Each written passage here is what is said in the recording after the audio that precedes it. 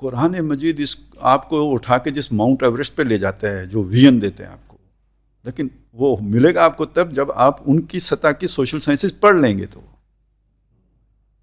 ہے نا، جہاں تک انسان پہنچ چکا ہے وہاں تک آپ اپنے آپ کو پہنچائیں انسانی سطح پہ، پھر آپ قرآن پڑھیں گے تو آپ کو وہاں سے اٹھا کے کہیں اوپر لے کے جائے گا. میں ایک چھوٹی سی مثال دے دیتا ہوں. دیکھیں، فرعون کا دربار ہے، مقابلہ ہوتا ہے موسیٰ علیہ السلام اور جادوگروں کا.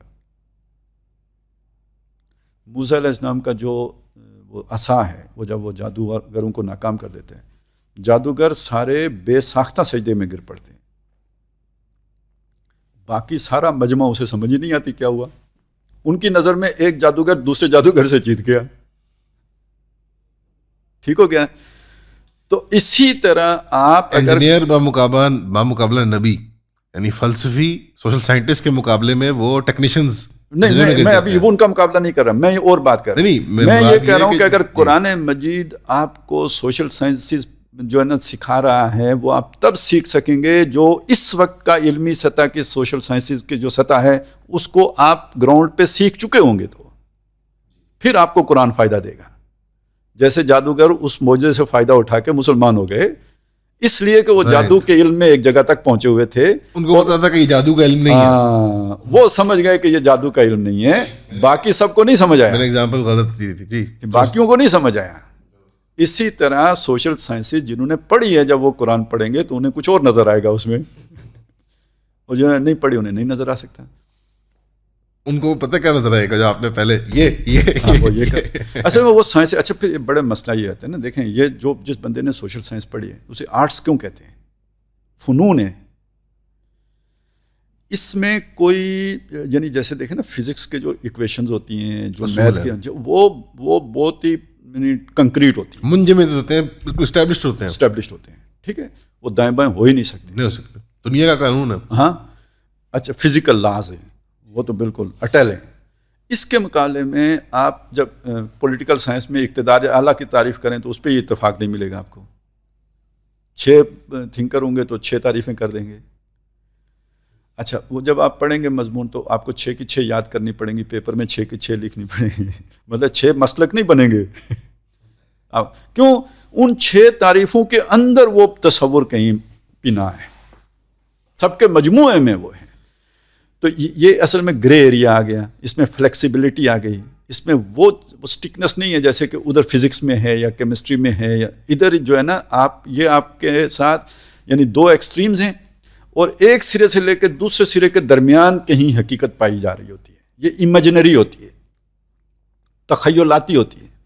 آپ کے تصور میں اگر کوئی اڑان بھرنے کا ہے نا وہ طاقت، تو وہ اس تصور کو پاتی ہے. کانسیپٹ اس کا تب کلیئر ہوتا ہے، نہیں تو نہیں ہوتا. یہ بالکل ایک ڈیفرنٹ فیلڈ ہے.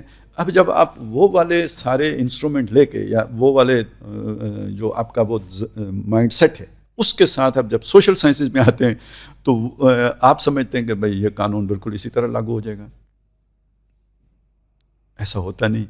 یہاں ایک جگہ پہ جو قانون لاگو ہوتا ہے دوسری جگہ پہ وہ لاگو نہیں ہوتا ہے. ہماری فقہ کا اصول ہے، حالات بدلنے سے احکام بدل جاتے ہیں. تو فزیکل لاز اور اس کا یہ فرق ہے، اور یہی ایک سائنٹسٹ اور ایک جو ہے نا سوشل سائنٹسٹ کے درمیان فرق ہے. اس کا وہ ایک دفعہ لطیفہ سنا تھا، چلے آپ کو بات سر وہ ہوگی تو لطیفہ سنا دیں. کہتے ہیں کوئی انجینئر صاحب تھے نا، تو وہ جا رہے تھے سسرال، ساتھ فیملی بھی لے کے جائے. برسات کا موسم تھا، پرانا وقت ہے، بیچ میں کوئی ندی گزرتی تھی، تو وہ کہیں پیچھے بارش ہوئی تو ندی چڑھ گئی. اب وہ ادھر کھڑے انتظار کر رہے ہیں کہ یہ ندی اترے تو میں بچے لے کے پار چڑھوں. کافی دیر گزر گئی، ندی نہیں اتری. تو پھر انہیں خیال آیا، انہوں نے اپنا پھیتا نکالا، وہ انچی ٹیپ، اور انہوں نے اس جگہ سے ناپا 1.5 فٹ، ادھر سے ناپا 2.25 فٹ، ادھر سے ناپا 2.5 فٹ. کرتے کرتے وہ ایک کسی جگہ پہ 4-4.5 فٹ بھی تھا. تو 7-8 جگہوں سے ناپ کے تو انہوں نے پھر سب کا ٹوٹل کیا، پھر جتنی جگہوں سے ناپا تھا اس پہ ڈیوائیڈ کیا. ایوریج جو بھی نکلی کوئی 2.5 فٹ نکلی. تو جو سب سے چھوٹا بیٹا تھا نا، اس کا قد کیا تو وہ 3.25 فٹ تھا. تو انہوں نے کہا اوکے ہم پار ہو جائیں گے. وہ جب اپنی فیملی لے کے چلے تو جب وہ درمیان میں پہنچے تو 1 2 3 4 سارے بہ گئے، خود بچے بس. بڑے پریشان ہوئے، واپس آ کے حساب دیکھا اپنا، تو بلکہ پھر دوبارہ سارا ناپا کہ کہیں میں غلط تو نہیں ناپ گیا تھا.